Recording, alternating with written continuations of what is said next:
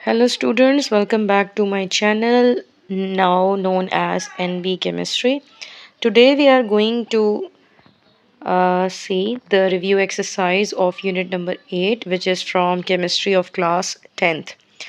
First short questions की तरफ हम जाते हैं। इसमें पहले तो आपके पास है डिस्प्लेड स्ट्रक्चरल फार्मूला, जैसे कि आपको स्क्रीन पे नज़र आ रहा है कि जो डिस्प्लेड स्ट्रक्चरल फार्मूला है ये वही चीज़ है जिससे पहले हम 9th में पढ़ के आए हैं स्ट्रक्चरल फार्मूला के पॉइंट ऑफ व्यू से। सिर्फ इसमें इसका नेम चेंज कर दिया गया। इस बुक में इसको स्ट्रक्चरल फार्मूला की बजाय डिस्प्लेड स्ट्रक्चरल फार्मूला का इन्होंने नाम दिया, बाकी सारी चीज़ें वही हैं। अब आपके पास 3 मॉलिक्यूल्स बताए इन्होंने, मीथेन, इथेन और प्रोपेन। तो इसमें प्रॉपर अरेंजमेंट के साथ इन्होंने इसको बताया। ये है आपका शॉर्ट क्वेश्चन नंबर 1। इसमें सच कोई एक्सप्लेनेशन वाली चीज़ नहीं है, इसलिए हम इसकी मज़ीद डिटेल पे नहीं जाते। फिर है difference between an alkane and an alkene. अब लाजमी नहीं है ये क्वेश्चन अल्केन अल्कीन के नाम से आए, ये सैचुरेटेड और अनसैचुरेटेड हाइड्रोकार्बन्स के साथ भी आ सकता है।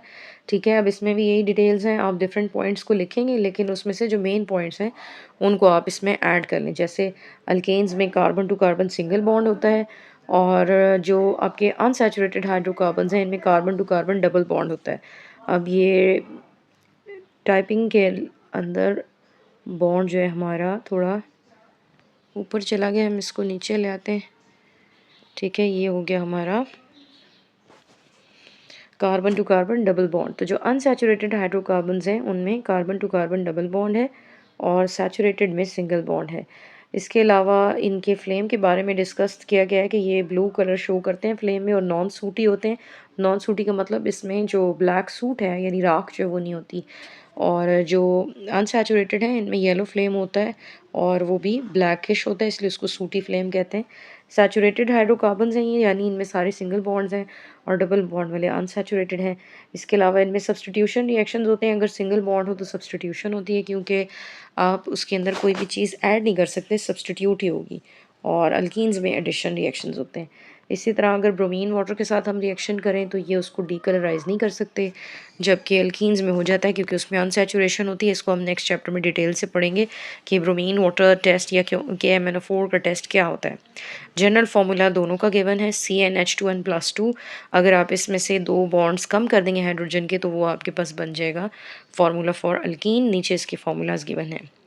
अब है आपके पास कि आप अल्कोहल और कार्बोक्सिलिक एसिड को कैसे डिस्टिंग्विश करेंगे स्ट्रक्चरल बेसिस पे, तो वो गिवन है आपके पास। फंक्शनल ग्रुप अल्कोहल में होता है हाइड्रोक्सिल और इसमें कार्बोक्सिलिक एसिड में होगा कार्बोक्सिल ग्रुप।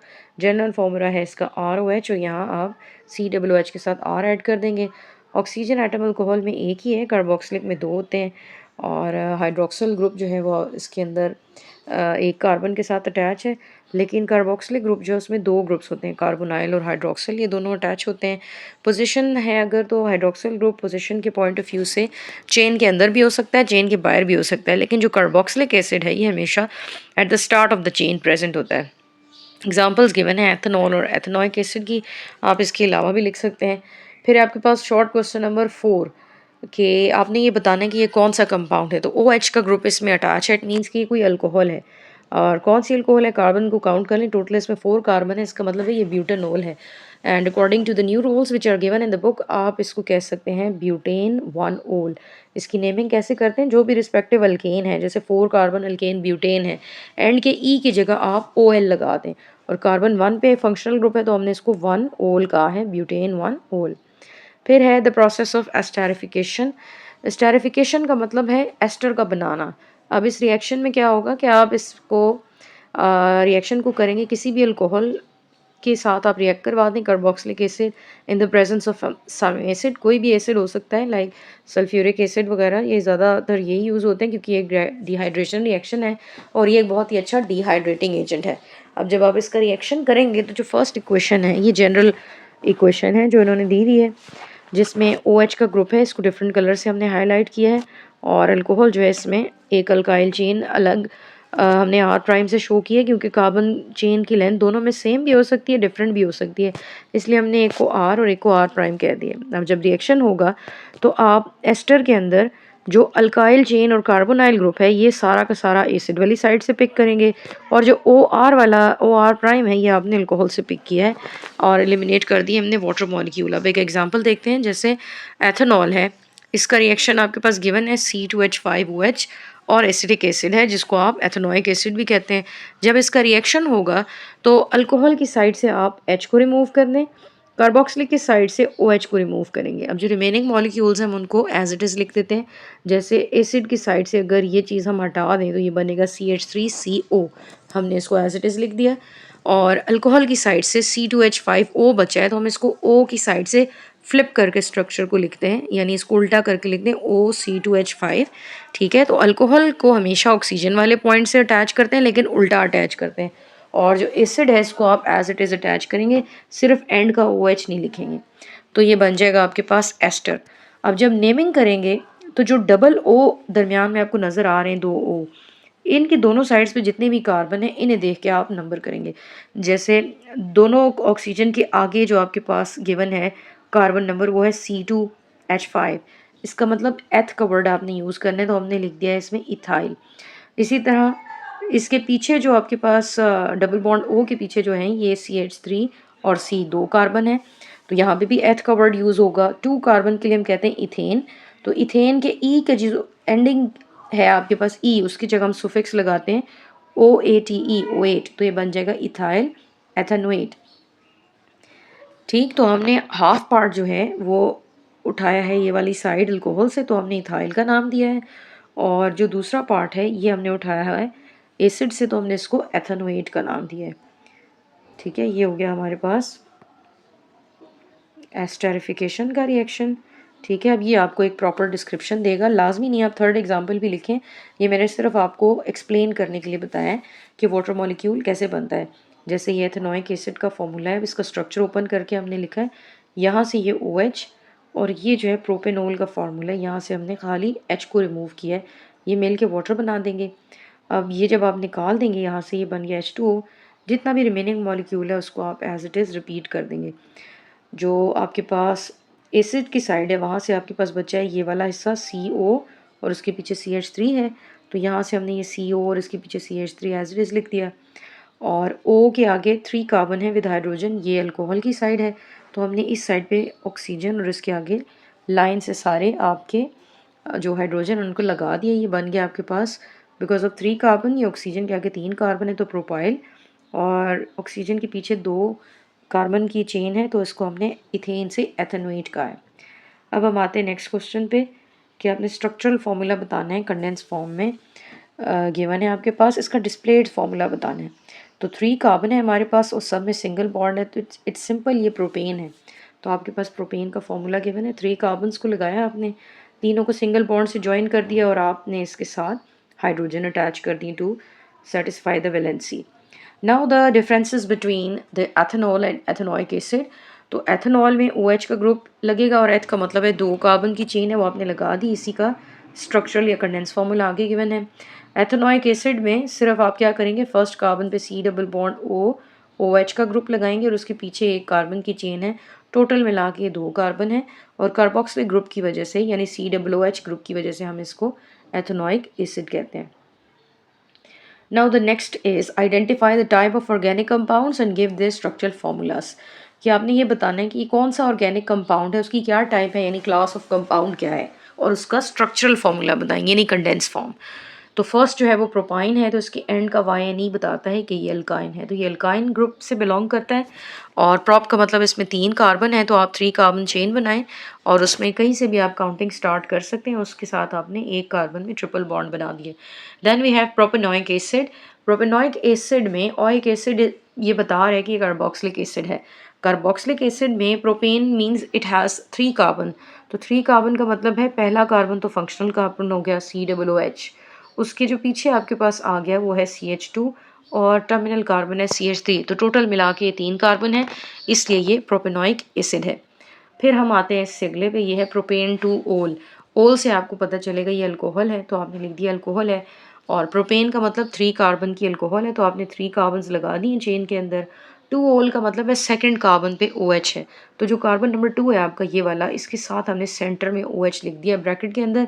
आप चाहें तो उसको चेन भी बना सकते हैं, बाहर भी लिख सकते हैं, ऐसे भी ठीक है, वो भी ठीक है, दोनों तरह से लिखा जाता है। फिर है मिथाइल प्रोपेनोएट, ये एक एस्टर है क्योंकि इसके OH से ही हमें पता चल रहा है कि ये एक एस्टर है। मिथाइल का मतलब ये है कि इसको बेस्ट तरीका ये है कि आप सेंटर में पहले COO लिख लें। आपने COO लिख दिया, ठीक है। COO लिखने के बाद अब आप इसको दोनों साइड्स पे कंप्लीट कर लें। COO जब लगता है तो उसके आगे अल्काइल ग्रुप होता है, इसका मतलब है मिथाइल है, तो एक ही कार्बन लगेगा। तो COO के आगे आपने एक कार्बन लगा दिया तो CH3 बनेगा। और इसके जो पीछे वाला पार्ट है जो है प्रोपेनोएट, प्रोपेनोएट मीन्स प्रोपेन से ये बना है, तो इसमें 3 कार्बन होने चाहिए।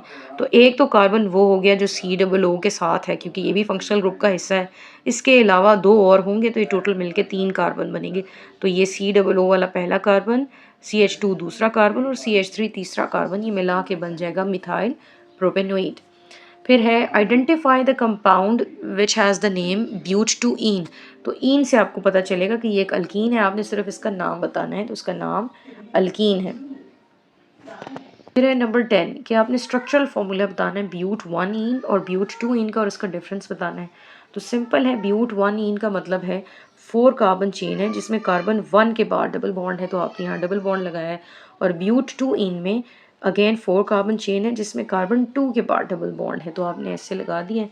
दोनों के डिफरेंसेस आगे आगे डिस्प्लेड फॉर्मूला में भी आप देख सकते हैं कि ब्यूट 1 ईन में फर्स्ट कार्बन के बाद डबल बॉन्ड है और यहाँ हमारे पास सेकंड कार्बन के बाद डबल बॉन्ड है। तो जो भी नंबर लिखा होता है हमेशा डबल बॉन्ड या ट्रिपल बॉन्ड उस नंबर से आगे बनाते हैं, उससे पहले नहीं बनाते।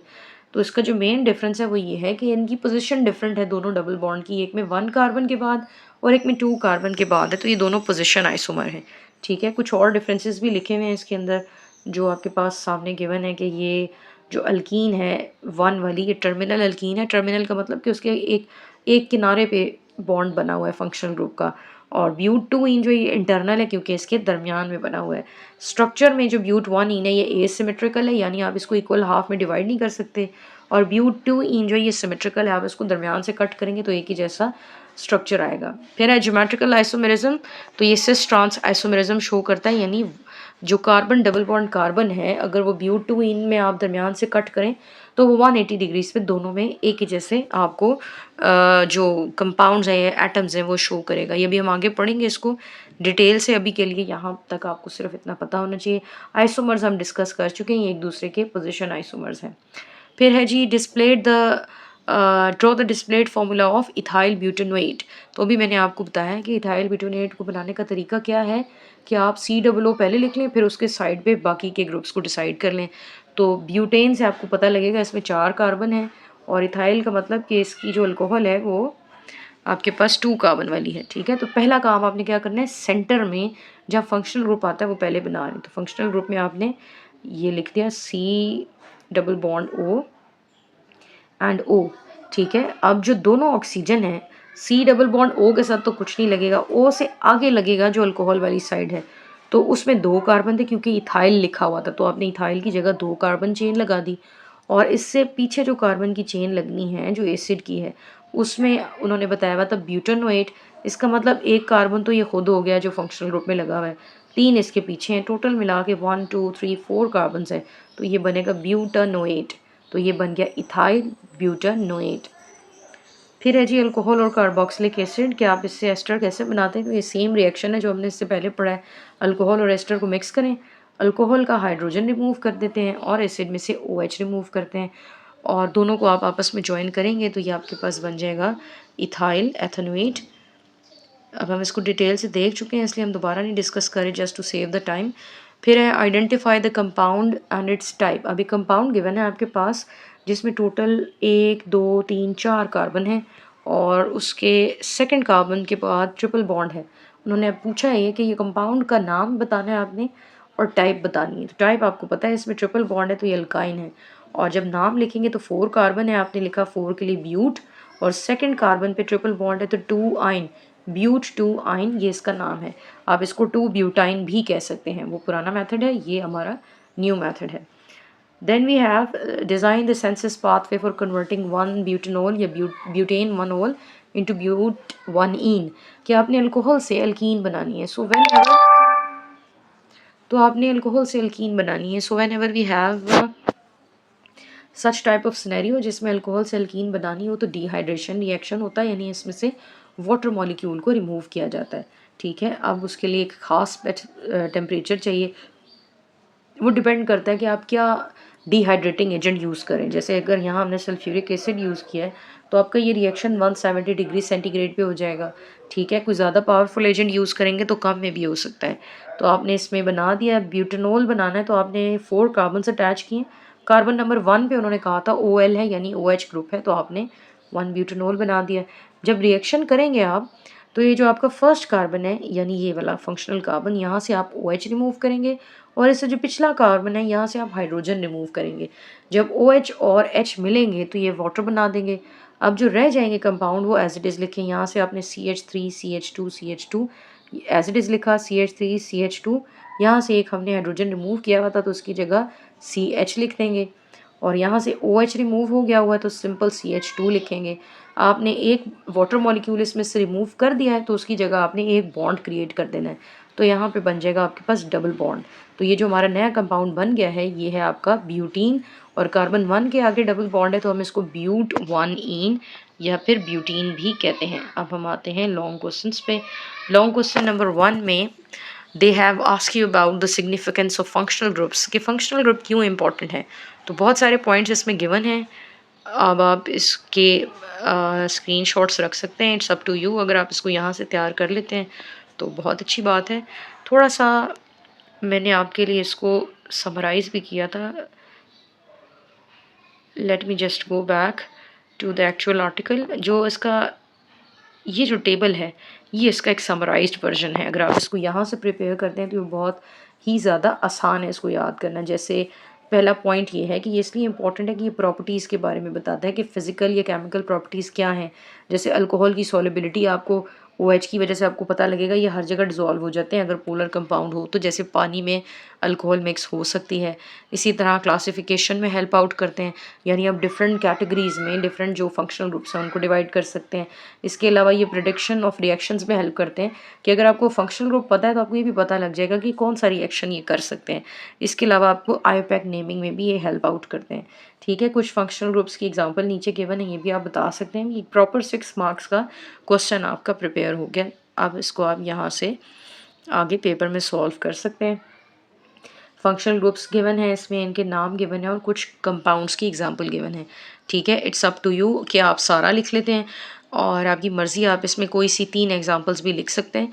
6 मार्क्स के अकॉर्डिंग आपने क्वेश्चन को अटेम्प्ट करना है। अब है आपका difference of alkyne, alcohol and carboxylic acid.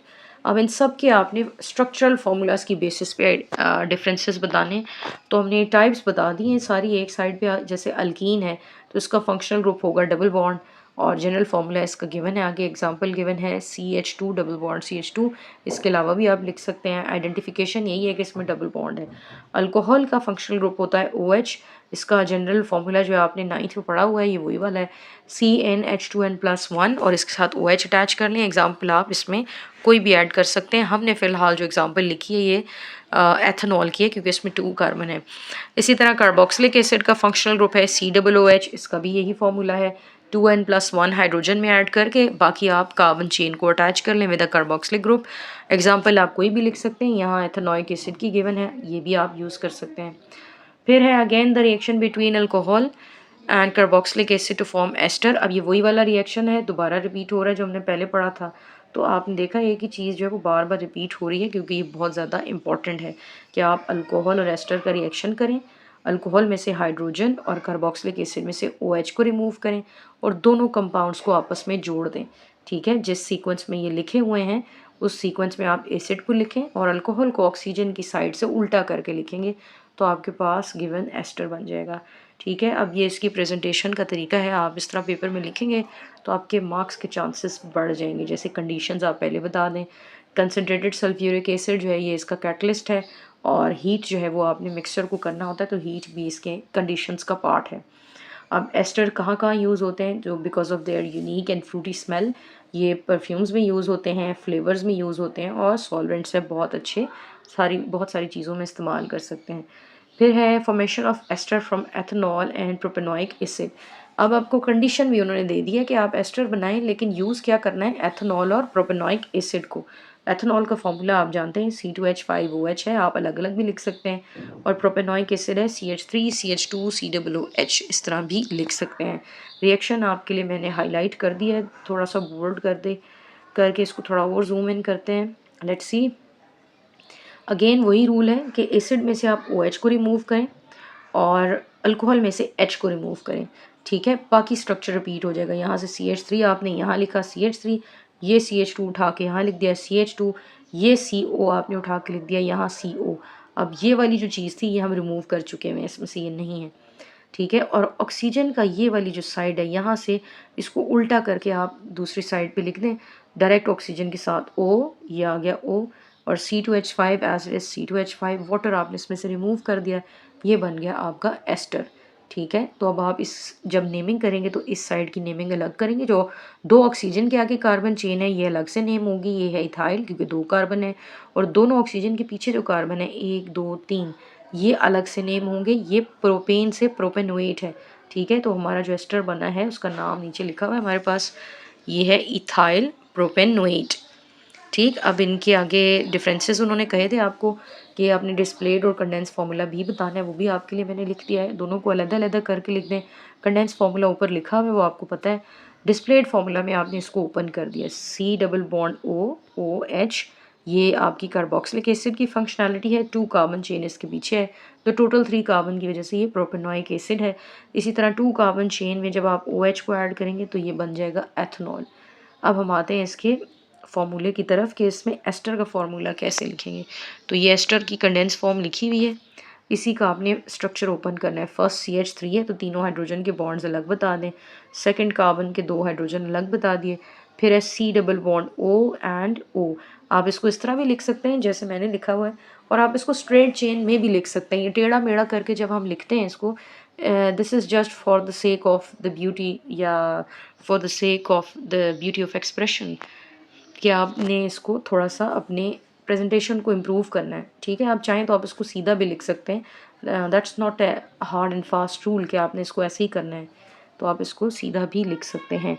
जैसे C डबल बॉन्ड O आप स्ट्रेट भी लिख सकते हैं, डायगोनल में भी लिख सकते हैं, और इसके साथ दूसरा जो ऑक्सीजन का बॉन्ड है वो इसके चेन का पार्ट है, आपने इसके साथ लिख दिया है, तो ये आपके पास बन गया एस्टर, ठीक है। आगे इसकी एक्सप्लेनेशन आ गई, जो मटेरियल्स आपको चाहिए वो भी इसमें हमने अलग अलग कर दिए कि एस्टर कौन कौन सा यूज़ हुआ है और उसके लिए आपने क्या बनाना है। जैसे मेथनॉल और मेथनोइक एसिड है तो मिथाइल मेथनोएट बनेगा, एथेनॉल एथेनोइक एसिड से इथाइल एथेनोएट बनेगा, ब्यूटेनॉल ब्यूटेनोइक एसिड से ब्यूटाइल ब्यूटेनोएट बनेगा, ठीक है। तो जो भी अल्कोहल होगी उसका नाम पहले आएगा अल्काइल की फॉर्म में, तो ब्यूटाइल इथाइल और मिथाइल, और एसिड के नाम बाद में आते हैं O8 के साथ, ब्यूटेनोएट वगैरह, ठीक है। ये उसकी एग्जाम्पल रिएक्शन भी लिखी हुई है।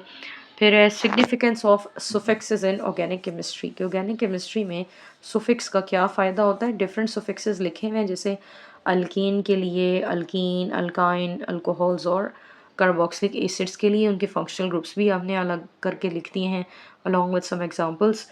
इनका फ़ायदा ये है कि ये आपको टाइप ऑफ कंपाउंड के बारे में बताएंगे कि ये किस क्लास से बिलोंग करते हैं, और फंक्शनल ग्रुप के बारे में भी बताएंगे, और नेचर ऑफ बॉन्डिंग के बारे में भी बताएंगे, ठीक है। इसके अलावा भी इनकी बहुत सारी और चीज़ें हैं, जैसे IUPAC नेमिंग में ये आपको बहुत हेल्प आउट करते हैं, आपको कंपाउंड के बारे में उसकी नेचर के बारे में बताते हैं। लेकिन इसमें से फ़िलहाल हमने 3 ही पॉइंट्स को कोट किया है, ठीक है। For 3 marks it's more than enough, and if the question of 6 marks तो आप इसमें चीज़ों को ऐड कर सकते हैं, जैसे ये ऊपर बॉक्स भी बना हुआ है। फिर है comparison between asters and carboxylic acids, तो फंक्शनल ग्रुप दोनों के हमने बता दिए डिफरेंट हैं, एक में हाइड्रोजन लगा हुआ है COO के साथ, एक में नहीं है। स्मेल जो है वो एस्टर्स की फ्रूटी स्मेल होती है, इसीलिए उनको जो हम हैं एस्टर्स कहते हैं, और कार्बोक्सिलिक एसिड जो है इनकी सावर स्मेल है। एसिडिटी में आपको पता है एसिड्स ही एसिड्स हो सकते हैं, दूसरे तो न्यूट्रल हैं। एग्जांपल्स गिवन है दोनों आपके पास along with the uses. Structural differences भी बता दिए इन्होंने आपको जनरल फार्मूला के अंदर। फिर ऑर्गेनिक कंपाउंड्स की टाइप्स हैं आगे, तो वो भी आपके पास आ गई। स्ट्रक्चरल फीचर्स आप लिख दें, टाइप ऑफ कंपाउंड, और एक एक एग्जांपल बता दें। अब यहाँ एग्जांपल में नेम्स लिखे हुए हैं, आप इट्स मच बेटर कि इनके साथ इनके फार्मूले भी लिख दें, ठीक है, मुझे याद नहीं रहा कि मैं इसके फॉर्मूले के लिए एक और कॉलम बनाती। आप जब पेपर में लिखेंगे तो आपने जो जो नाम लिखा हुआ है इसके साथ फार्मूला भी लिखना है। अब हम आते हैं थिंक टैंक की तरफ। अब जो थिंक टैंक है आपका, इसमें इन्होंने कहा है कि आपने एक डिसीजन ट्री बनाना है जिससे आप ऑर्गेनिक कंपाउंड को आइडेंटिफाई कर सकें। So I have tried my level best to create a flow chart because it's very difficult to make it on the MS Word format if you are using a cell phone. अगर आप system में बना रहे हैं then it's quite easy, लेकिन अभी फ़िलहाल due to the non availability of the system I have tried my level best कि मैं आपके लिए इसको ज़रा इजी वे में प्रेजेंट कर सकूं। तो ऑर्गेनिक कंपाउंड्स की दो कैटेगरीज हैं, either they contain only carbon and hydrogen और दे कंटेन ऑक्सीजन ओनली। और इसके दो डिविजन्स होंगे। अगर तो कार्बन हाइड्रोजन वाला तो वो हाइड्रोकार्बन है जो 3 टाइप के हैं, either they have single bond means they are alkane, और either they have a double bond means alkene, और ट्रिपल बॉन्ड विद अल्काइन। आप इसमें नेक्स्ट पार्ट में इसकी एग्जांपल भी लिख सकते हैं। और अगर सिर्फ ऑक्सीजन कंटेनिंग कंपाउंड है तो वो कार्बोनाइल ग्रुप्स हो सकते हैं, ठीक है, या फिर जैसे ये है हाइड्रोक्सिल ग्रुप यानी अल्कोहल हो सकती है, और कार्बोक्सिलिक एसिड ग्रुप यानी कार्बोक्सिलिक एसिड हो सकता है। आप इसकी भी आगे एग्जांपल लिख सकते हैं। फिर है पॉसिबल स्ट्रक्चर्स फॉर C3H6O2, कि आपके पास एक मॉलिक्यूलर फार्मूला गिवन है, वो आपसे पूछ रहे हैं कि आप इससे क्या क्या बना सकते हैं। तो लेट्स सी फिर क्या बना सकते हैं। 3 चीज़ें आप इसमें अलग अलग कर लें, कंपाउंड का नाम, उसकी टाइप कि वो कौन सी क्लास से बिलोंग करता है, और उसका स्ट्रक्चरल फार्मूला। ठीक है, अब पहली चीज़ कि आप 3 कार्बन्स को की चेन को बना लें। अब उसमें हम रेंडमली ऑक्सीजन्स को प्लेस करते हैं। तो पहली पॉसिबिलिटी तो ये हुई कि अब O2 का मतलब ये है, अंडरस्टूड है कि इसमें अल्कोहल नहीं बन सकती, क्योंकि अल्कोहल में OH में एक ही ऑक्सीजन होता है। ईथर भी नहीं बन सकता क्योंकि उसमें भी सेंटर में एक ऑक्सीजन होता है। इसका मतलब उसके अलावा जितने भी ऑक्सीजन वाले फंक्शनल ग्रुप्स हैं वो बन सकते हैं, जिनमें पहला तो कार्बोक्सिलिक एसिड ग्रुप है। तो कार्बोक्सिलिक एसिड बना सकते हैं। तो 3 कार्बन वाला कार्बोक्सिलिक एसिड हुआ तो प्रोपेनोइक एसिड हो सकता है। प्रोपेनोइक एसिड के अलावा अगर तो आपके पास कार्बोक्सिलिक एसिड है तो उसका डेरिवेटिव भी होगा, ज़ाहिरी बात है। तो एस्टर भी बन सकता है, यानी 3 कार्बन वाला एस्टर। तो CH3 एक साइड पे ले आए, COO और उसके पीछे CH3, ये बन गया methyl ethanoate.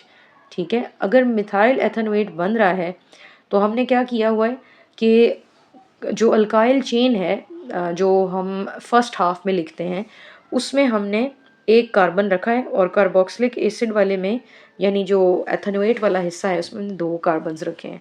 It can be the other way around, इसको दूसरी तरह भी तो लिख सकते हैं। ऐसा भी तो हम कर सकते हैं कि जो एस्टर में जो COO वाला ग्रुप है उसमें हम अकेला एक ही कार्बन रख लें, और जो आगे अल्काइल चेन है अल्कोहल वाली उसमें 2 कार्बन ले जाएं, तो ये भी तो बन सकता है एस्टर। तो ये भी 3 ही कार्बन है, ये भी वही फार्मूला है, यानी आप इसमें 2 कार्बन है चेन में तो ये इथाइल है, और एक कार्बन मेथ है तो मेथेनोएट है, ये भी एस्टर है। ठीक है, इसके अलावा दूसरी पॉसिबिलिटी क्या है कि आप इसको एल्डिहाइड और हाइड्रोक्सिल ग्रुप का कॉम्बिनेशन बना दें। ठीक है, ये आपके लिए एक नई चीज़ है, आपने इससे पहले नहीं पढ़ी, लेकिन ये भी ऑर्गेनिक केमिस्ट्री में बहुत इंपॉर्टेंट होते हैं, यानी ऐसे कंपाउंड्स जिनमें at a time 2 functional groups आ रहे हों। ठीक है, तो ये भी उसकी एग्जांपल है। जैसे आपने 3 कार्बन चेन बना दी, जैसे ये है कार्बन 1 2 एंड 3। फर्स्ट कार्बन को आप एल्डिहाइड बना लें, यानी C+OH या CHO। इसके पीछे जो चेन है उसमें लास्ट वाले कार्बन पे आप OH लगा दें। ठीक है, तो ये आपके पास बन जाएगा हाइड्रोक्सी कंपाउंड्स, इसको हम कहते हैं हाइड्रोक्सी एल्डिहाइड्स। तो जो इसका नाम है ये बनेगा हाइड्रोक्सी, और 3 कार्बन है तो ये प्रोपेन से प्रोपेनल बन जाएगा। ठीक है, और इसकी जो क्लास है ये दोनों कैटेगरीज में आती है, अल्कोहल में भी और एल्डिहाइड में भी। तो ये है आपका last question for the exercise. ठीक, ये है आपकी यूनिट नंबर 8 की review exercise including the think tank. ठीक, अब आप इसको अच्छे से अंडरस्टैंड करें, इसकी प्रैक्टिस करें, और कोशिश करें कि फ़िज़िकल क्लासेस के लेक्चर्स को फॉलो करते जाएं। जो चीज़ आपको क्लियर नहीं है वो आप वहाँ पे भी क्लियर कर सकते हैं, क्योंकि इसको फिज़िकली जब आप प्रैक्टिस करेंगे तो वो ज़्यादा इम्पोर्टेंट है rather than just listening to the lectures. So that's it for unit number 8.